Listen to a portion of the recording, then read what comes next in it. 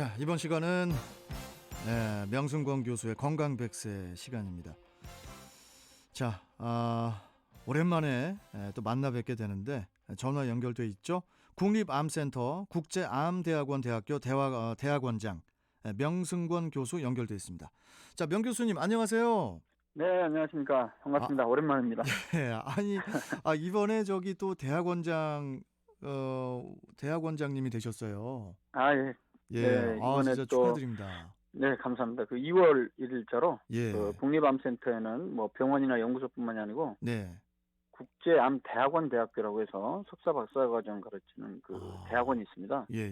여기에 이제 대학원장으로 제가 임명돼서 좀 바빴습니다. 그래서 이제 그동안 이거 방송을 참. 조금, 쉬었었습니다. 이거 참, 진짜 다시 한번 축하를 드리고요. 아유, 감사합니다. 예, 네. 대학원장님. 네.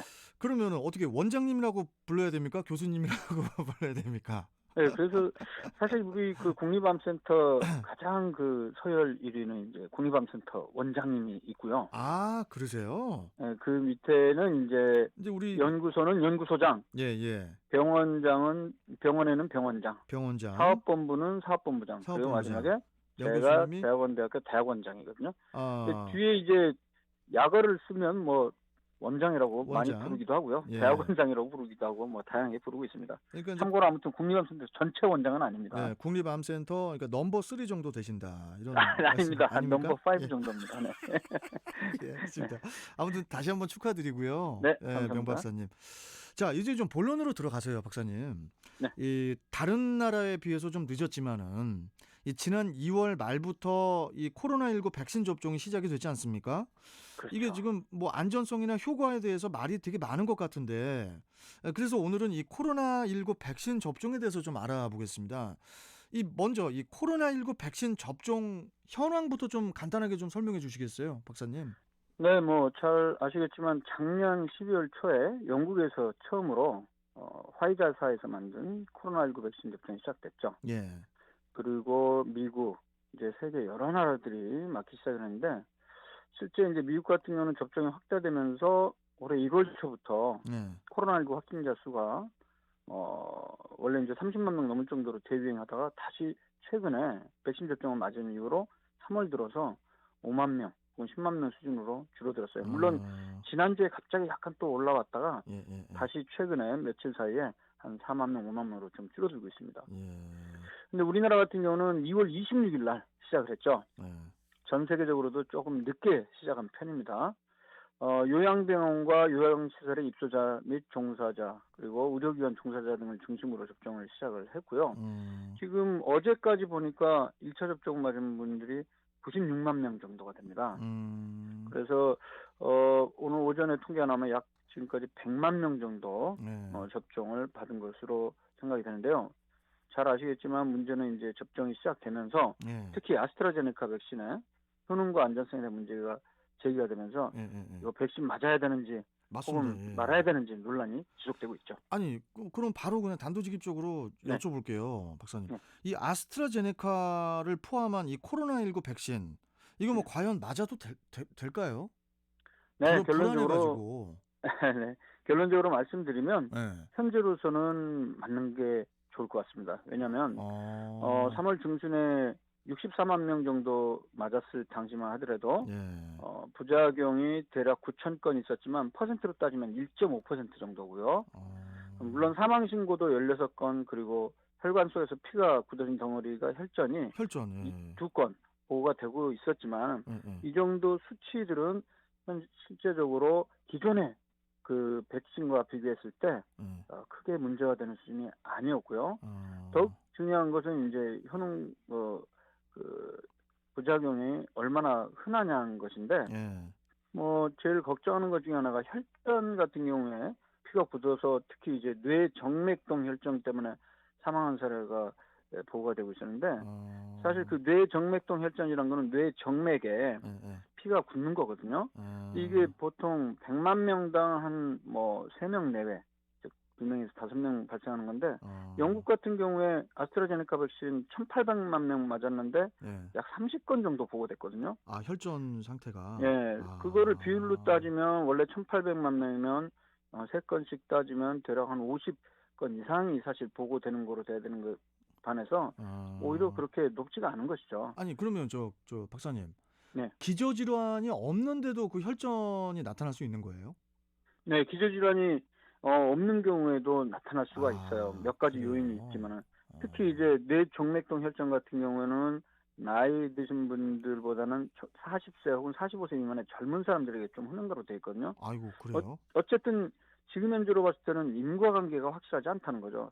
실제 아. 그 작년에 독감 백신 맞고 나서 사망 사고가 좀 자주 보고가 되지 그렇죠. 예 않았습니까? 맞습니다. 예. 그런데 이제 결론적으로 문제 없었다고 결과적으로 그 결론이 나는데 이런 아. 거는 어떻게 봐야 되냐면요. 예예.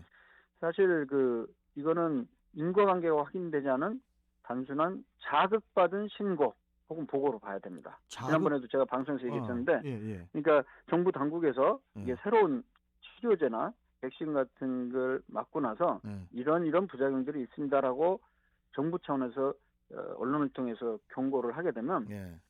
인과관계는 상관없이 그런 보고들이 확 늘어난다는 거죠, 일시적으로. 아 그러나 좀 시간이 신기하네요. 이제 지나면서 예. 그 보고들은 줄어들고 결과적으로 그 인과관계는 아직까지 확정이 되지 않은 상황이기 때문에 예. 현재로 저는 맞는 것을 권장합니다. 그럼 뭐 아스트라제네카를 포함해서 네. 이 백신 코로나19 백신은 무조건 맞아야 된다 이런 말씀이시죠? 네, 예. 현재로서는 아까 얘기했지만은 뭐 전체 맞은 접종 건수당 예. 발생 수가 아직까지는 심각한 상황은 전혀 아니고요. 음. 인과관계도 확실하지 않기 때문에 예. 현재 영국 당국도 그렇고 우리나라도 그렇고 음. 세계보건기구 여러 그 공신력인 단체에서는 맞을 것을 권장을 하고 있죠. 물론 예. 그 중간에 좀 더 경과를 보면서 예. 급작스러운 그런 사망이나 혹은 부작용의 사례가 늘어난다면 그거는 또 지켜봐야 되겠습니다만 현재까지는 큰 문제는 없는 것으로 보고 있습니다. 아니 그러면은 네. 박사님 이 부작용 사례는 우리가 어떻게 해석을 해야 됩니까? 이거는 또 이렇게 전문가 입장에서 또 말씀해 주실 사항이 있을 것 같아서.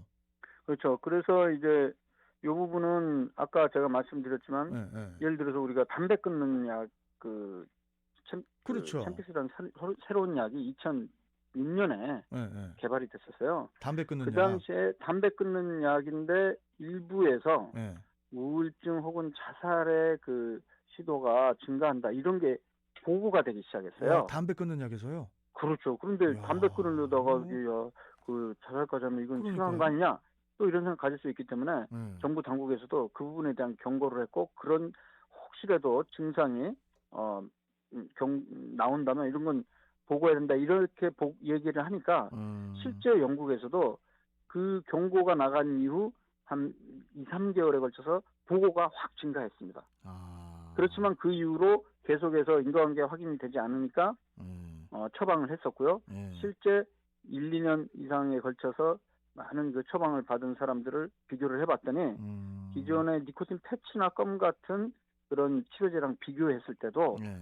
자살 사고나 혹은 우울증의 빈도가 차이가 없다는 게 연구 결과로 이미 나왔기 때문에 네. 현재도 14년째 이렇게 안전하게 사용을 하고 있죠. 그러니까 이제 결론적으로 예. 지금 현재 코로나19 백신 접종 후 네. 보고되는 사망이나 혹은 혈전 현재로서는 자극받은 신고 보고다.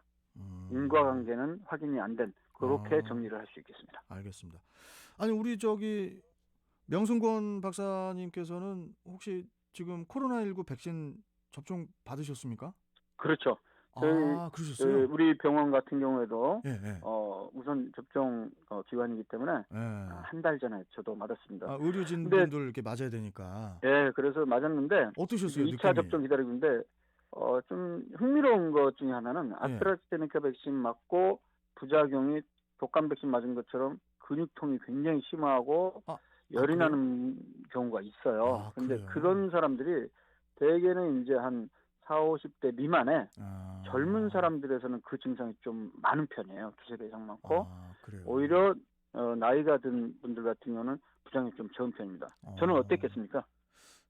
되게 아무렇지 않으셨을 것 같은데. 네, 저는 아무런 부작용을 느끼지 못했어요. 물론 저의 경우를 예. 일반화시킬 수는 없겠습니다만 예예. 실제 제 주변 저희가 이제 50대 한 초중반인데 아유, 그러니까요. 연세 있으신 분들은 뭐 그렇게 심한 증상을 앓은 분들이 좀 적은 편이었습니다. 아이고, 다행이네요. 그러면 이제 네. 2차 접종 저기 기다리시고 계시겠네요. 네. 그리고 네. 그런 2차 접종 기다리고 있고요. 네. 그런 증상이 있다 하더라도 네. 다행히도 해열제 정도 복용하고 하루나 이틀 정도는 저절로 좋아지니까 너무 불안이나 공포를 가질 필요는 없을 것 같습니다. 알겠습니다. 우리 명순권 박사님께서도 아스트라제네카 백신을 맞으셨고, 네.